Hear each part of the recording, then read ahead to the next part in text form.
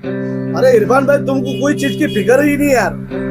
क्या फिक्र करूं? कोई टेंशन लेती नहीं तुम। अरे भाई, अब इसकी कहानी बताऊं? मैं तुमको इस पे एक बात ही बता देता हूं। मैं जिंदगी में किसी भी चीज की फिक्र इसलिए नहीं करता क्योंकि मैंने मेरे बाप को जिंदगी भर भागते हुए देखा है। ऐसा? कभी कर्जदारों के पीछे भागते हुए देखा, कभी अपनों की खुशी के लिए भागते हुए देखा, कभी स्कूलों की फीस के लिए भागते हुए देखा, कभी त्योहारों के कपड़े के लिए, कभी दवाइयों के खर्चे के लिए, कभी जमीनों के झगड़े के लिए।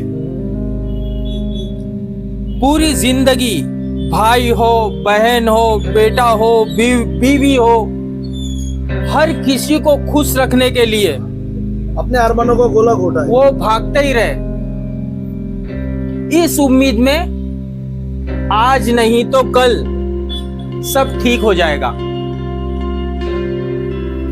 वो सुकून की तलाश में भागते रहे, भागते रहे, भागते रहे, और एक दिन क्या होता है, और एक दिन उनकी जिंदगी की डोर टूट जाती है। फिर क्या? वो बेटे का बाप से रूठना, वो भाई का भाई से जमीन के लिए लड़ना, वो बीवी का अपने पति से पैसों को लेकर हर मिनट, हर सेकंड, हर मिनट में झगड़ा करना, एक मिनट में हमेशा के लिए खत्म हो जाता है। सही है, सही। वो इंसान जो हमारे बीच 60 सालों से रह रहा था, जिसके बगैर हमने हमारा फ्यूचर देखा ही नहीं था, जिसके बगैर हमने हमारा फ्यूचर देखा ही नहीं था, वो इंसान हमारे बीच एक याद बनकर रह जाता है। जो इंसान ने जिंदगी भर अपने लिए भागता रहा, दौड़ता रहा, वो इंसान अपने बीच में क्या रह गया? एक याद बन के रह जाता। एक याद बन के रह गया। उसी दिन मैंने सोच लिया, जो चीजें मेरे हाथ में नहीं है, फिर वो दोस्ती हो या मोहब्बत, फिर वो चाहे कुछ भी कहे, वो दोस्ती हो या मोहब्बत, वो जो चाहे जो कहे, मेरे बारे में कुछ भी सोचे, मैं उनके लिए कभी कुछ सोचूंगा नहीं। जब जिंदगी थी तब किसी ने नहीं सोचा,